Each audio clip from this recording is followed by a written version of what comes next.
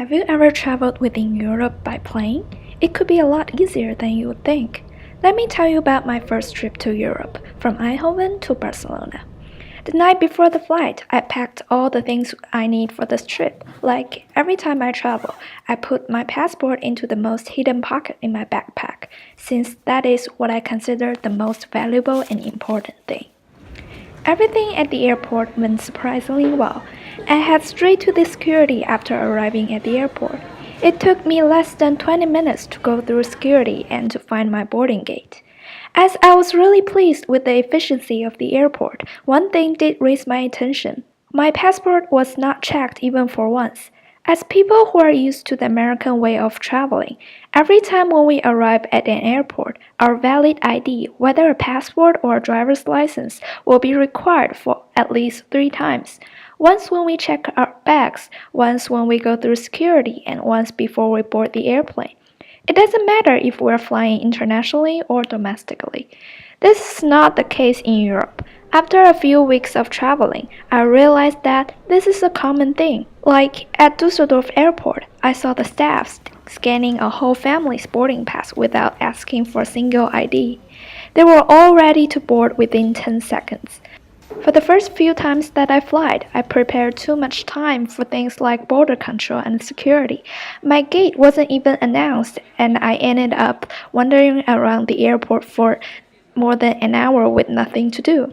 Why are European airports so different? As I looked up online, according to the Schengen Agreement signed in 1985, the internal border checks have largely been abolished. This means if we are traveling in Europe within the Schengen area, oftentimes it's legal for them to not check our passport at all. This applies to all 26 Schengen countries including France, Germany, Austria, Italy, and so on.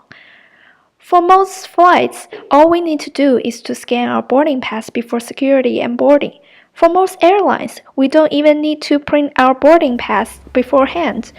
All we need to do is to download or screenshot the boarding pass onto our phones. So the question here arises, with the increasing terrorist attack and refugee situation, is it really safe to travel with this kind of light security?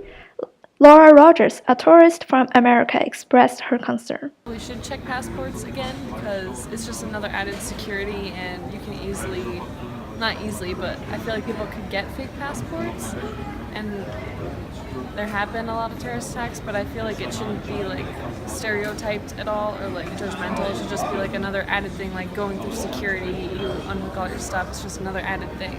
So I feel like it should be done. Our concerns aren't alone. Some airlines do take actions to enhance their security. For Ryanair, you have to have your passport checked at the desk before going through security, then have it double-checked and stamped before boarding. Wizz Air Berlin check your passports and visa before boarding.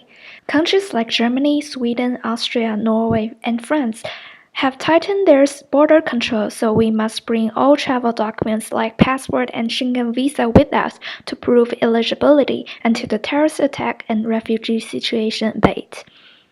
We can only expect more country and airline taking actions to secure people's safety. Although we may be expecting longer lines at the airport and it would take a while for citizens of Schengen countries to get used to, but I believe most of us would always choose safety over everything.